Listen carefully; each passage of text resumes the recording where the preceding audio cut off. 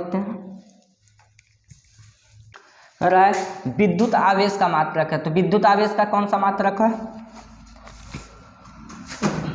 विद्युत आवेश का मात्रक कौन सा है? तो विद्युत आवेश का मात्रक होता है कूलाम।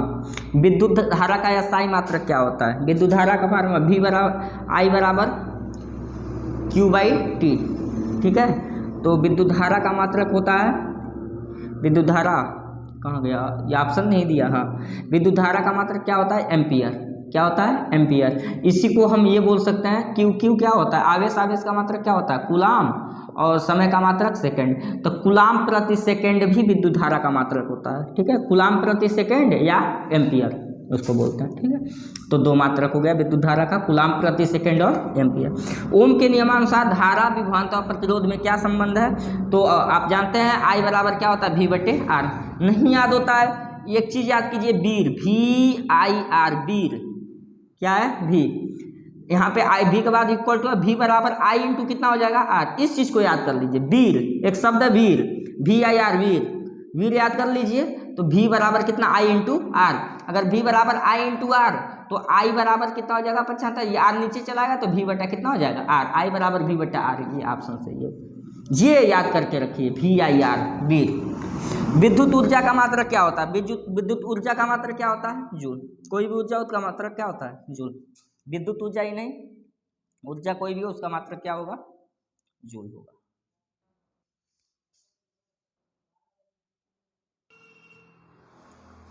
देखिए दिया, विद्युत चुंबकीय क्षेत्र का मात्रक है, तो चुंबकीय क्षेत्र का मात्रक होता है वेबर प्रति मीटर स्क्वायर। इसके दो और मात्रक है, एक टेस्ला और एक गॉस। चुंबकीय क्षेत्र के वेबर प्रति मीटर स्क्वायर, टेस्ला और गॉस, वो भी मात्रक होता है चुंबकीय क्षेत्र का। अगला कह रहा कौन सा चुंबकीय क्षेत्र का मात्रक नहीं, ये ही चीज है, देखिए कौन सा चुंबकीय क्षेत्र का मात्रक नहीं? वेबर प्रति मीटर स्क्वायर चुंबकीय क्षेत्र का मात्रक होता है, टेस्ला भी होता है, गॉस भी होता है। न्यूटन प्रति एम्पियर स्क्वायर जो होता है वो चुंबकीय क्षेत्र का मात्रक नहीं है, ठीक है। तो ये ऑप्शन हमारा क्या हो जाएगा? सही हो जाएगा। ये नहीं है, पूछा है कौन नहीं है, तो न्यूटन प्रति मीटर स्क्वायर, न्यूटन प्रति एम्पियर स्क्वायर नहीं है, तो ऑप्शन नंबर डी सही है। कह रहा विद्युत धारा उत्पन्न करने की युक्ति को क्या कहते हैं? तो विद्युत धारा जो उत्पन्न करता हुआ क्या होता है बाबू? जनित्र होता है। जनरेटर से विद्युत धारा उत्पन्न होता है। जनित्र एक ऐसी मशीन होती है जो यांत्रिक ऊर्जा को विद्युत ऊर्जा में परिवर्तित करती है, तो यानी कि विद्युत ऊर्जा उत्पन्न कौन करता है? जनित्र। ये यांत्रिक ऊर्जा को विद्युत ऊर्जा में बदलने का काम करती है। कह रहा है डायनेमो उत्पन्न करता है। डायनेमो क्या करता है? आवेश उत्पन्न करता है, विद्युत वाहक चुंबकीय क्षेत्र या विद्युत क्षेत्र क्या उत्पन्न करता है? तो जो डायनेमो होता है वह विद्युत वाहक बल, प्रेरित विद्युत वाहक बल उत्पन्न करता है। ठीक है, कह रहा विद्युत बल्ब का तंतु किससे बना होता है? तो विद्युत बल्ब का तंतु जो होता है वह टंगस्टन का बना होता है। किससे बना होता है? टंगस्टन का। विद्युत बल्ब का तंतु टंगस्टन का बना होता है। कभी कभी ये भी पूछता है कि हीटर का तार किससे बना होता है, किस धातु का बना होता है? तो हीटर का जो बाबू तार होता है ना वो नाइक्रोम का बना होता है। किसका बना होता है? Nichrome, nichrome. ये दोनों बहुत मोस्ट इंपॉर्टेंट क्वेश्चन है कि हीटर का तार का बना होना नाइक्रोम, और विद्युत बल्ब का जो तंतु होता है जो जलता है वो किससे बना होता है? टंगस्टन का। उसका गलनांक बहुत उच्च होता है इसलिए उससे बनाया जाता है। ठीक है, तो ये रहे आपके 32 प्रश्न फिजिक्स के। अगर केमिस्ट्री का हमारा देखना चाहते हैं तो चैनल को सब्सक्राइब करके नेक्स्ट पार्ट में आप केमिस्ट्री देख सकते हैं, उसका भी वीडियो डाल देता हूँ। ठीक है, तो पढ़ाई करते रहे। All the very best.